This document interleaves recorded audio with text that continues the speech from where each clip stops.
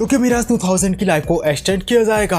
आज के इस वीडियो में बात करेंगे मिराज 2000 के बारे में। अब तक हमने मिराज 2000 को लेकर यही खबर सुनी थी कि कैसे भारतीय वायुसेना इसे 2030 से 32 तक रिटायर कर देगी, जहां पे इन्हें तेजस मार्क 2 फाइटर जेट से रिप्लेस किया जाएगा। पर प्रेजेंट टाइम में तेजस मार्क 2 के हालात हमें पता है कैसे जनरल इलेक्ट्रिकल इंजन को लेकर काफी ज्यादा डिले कर रहा है। ऐसे सिनेरियो को देखकर लग रहा है कि मिराज 2000 का सफर भारतीय वायुसेना में इतनी आसानी से खत्म होते हुए हमें नजर नहीं आएगा। भारतीय वायुसेना की तरफ से एक डेवलपमेंट हमें देखने को मिल रहा है, जहां पे भारतीय वायुसेना मिराज 2000 की लाइफ को एक्सटेंड करने के बारे में सोच रही है। प्रेजेंट टाइम में इंडियन एयरफोर्स में 45,000 मिराज के फ्लीट मौजूद है। यानी तुम यहाँ पे समझ सकते हो कि ये फाइटर जेट भारतीय वायुसेना के लिए कितने ज्यादा इंपॉर्टेंट है। ये फोर्थ जनरेशन के एयरक्राफ्ट है जिन्हें की 1980 के दशक में खरीदा गया था और ये अगले और 15 वर्षों तक भारतीय वायुसेना की सर्विस में हमें नजर आएंगे। यानी कि इस प्लान के थ्रू इनकी लाइफ को बढ़ाकर ये हमें 2040 में रिटायर होते हुए नजर आएंगे। पर सवाल ये उठता है कि फाइटर जेट तो पुराने हैं और प्रेजेंट टाइम में जिस तरह के वॉरफेयर हमें देखने को मिल रहा है, तो क्या इनमें कुछ बड़े बदलाव हमें देखने को मिलेंगे? तो प्रेजेंट टाइम में मिराज 2000 की जो हथियार है उनमें हमें एक अपग्रेड देखने को मिलेगी। पहले इन फाइटर जेट में हमें मीका मिसाइल यूज होते हुए नजर आती थी। मीका एक अच्छी मिसाइल है, लेकिन समय के साथ हमें इसकी एडवर्सरी में काफी ज्यादा अपग्रेड देखने को मिले हैं। यह हमें एक आउटडेटेड सी नजर आती है। यही कारण है कि इसमें हमें अपग्रेडेशन देखने को मिल रहा है, जहां पे भारत की ये सोच है कि कैसे हम ऐसी मिसाइल का यूज करें जो कि चाइना के PL-15 मिसाइल का काउंटर कर पाए। ऐसे में भारतीय वायुसेना ने डिसाइड किया कि वो अपने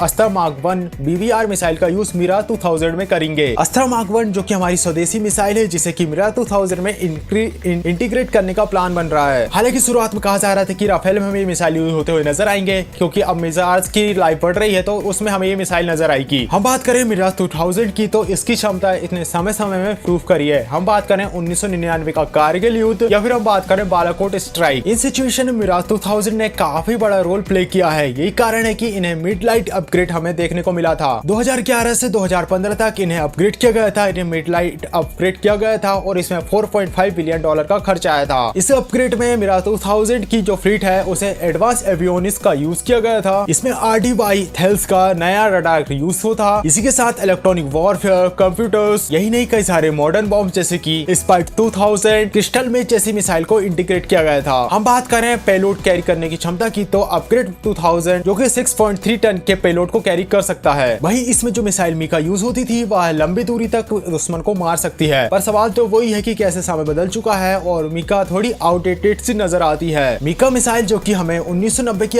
दशक में देखने को मिली थी, जो कि दो वेरिएंट में हमारे सामने है। पहला वेरिएंट है इंफ्रारेड वेरिएंट और दूसरा है रडार गाइडेड मीका। इसकी स्पीड मैक 4 की है और इसकी रेंज 60 से 80 किलोमीटर है। यानी तुम समझ सकते हो कि यहाँ पे इसकी रेंज कम है। वहीं इसमें कुछ एडवांस फीचर्स जो कि मॉडर्न वॉरफेयर को देखते हुए इसमें हमें नजर नहीं आते। हम बात करें हमारे अपोनेंट की, जैसे कि चाइना, उसमें हमें देखने को मिलता है PL-15 जैसी मिसाइल, जिनकी रेंज 200 से 250 किलोमीटर की है। इसी के साथ उसमें काफी ज्यादा एडवांस रडार और सीकर मौजूद है। वहीं हम बात करें पाकिस्तान की, तो पाकिस्तान अमेरिका की दी हुई M120C7 मिसाइल का यूज करता है। इसकी रेंज 100 से 120 किलोमीटर की है। वहीं हम बात करें मिराज की मीका मिसाइल की, जिसकी रेंज कम पड़ जाती है। वहीं इसका सीकर काफी पुराना है, इसलिए इसे डिसएडवांटेज फेस करना पड़ता है। इसी चीज को सोचते हुए जो हमारी एयरफोर्स है वो डिसाइड कर रही है कि कैसे अस्त्र मार्क 1 इसमें हमें इंटीग्रेट होते हुए नजर आएगी। अस्त्र मार्क 1 जिसने कई तरह के टेस्ट को क्लियर किया है और कहीं ना कहीं हमें भारत की प्राइमरी BVR मिसाइल की जगह नजर आती है। यही नहीं, ये हमें दूसरे फाइटर जैसे सुखोई 13 और तेजस मार्क 1 मार्क 2 में भी हमें ये मिसाइल नजर आएगी। हम बात करें अस्त्र मार्क 1 के रेंज की, तो इसकी रेंज 90 से 110 किलोमीटर की बताई जाती है। वहीं इसकी टॉप स्पीड मैक 4.5 की है। ये missile smokeless solid fuel एमका mark 1 जो कि smokeless solid fuel rampage motor के साथ आती है और इसकी मैन्यूवर कैपेसिटी ज्यादा है। 4G तक की इसकी मैन्यूवर कैपेसिटी हमें बताई जाती है। ये प्रिसाइसली टारगेट को हिट कर सकती है, यहाँ तक कि स्टेट फाइटर जेट को भी डिटेक्ट कर उन्हें हिट करने की इसकी कैपेबिलिटी है। हालांकि इस मिसाइल को तेजस और सुखोई 30 की जैसे फाइटर जेट को ध्यान में रखते हुए बनाया गया था, पर इसे मिराज 2000 से भी इंटीग्रेट किया जा सकता है। यानी कि कुछ सॉफ्टवेयर अपडेट और कुछ परिवर्तन के साथ हम इसका यूज मिराज 2000 में कर सकते हैं। यही नहीं, हम बात करें इसकी कॉस्ट की, तो इसकी कॉस्ट भी काफी ज्यादा इफेक्टिव है भारत के लिए। इसकी कीमत 2 से 3 करोड़ बताई जाती है। वहीं मीका जिसकी कीमत है 6 से 8 करोड़। यानी तुम समझ सकते हो कि ये हमारे लिए कितनी ज्यादा सस्ती है। यानी तुम समझ सकते हो कि भारत के पास 45 मिराज फाइटर जेट हैं और हमारे एक फाइटर जेट में मैक्सिमम 6 मिसाइल अगर हम यूज करते हैं, तो एक फाइटर जेट में जहां पे मीका जैसी मिसाइल 36 करोड़ तक की आएगी एक फाइटर जेट के लिए, वही हमारी एम का अस्त्र मार्क 1 जैसी मिसाइल का यूज करता है तो भारत को 18 करोड़ रुपए का खर्चा पाएगा,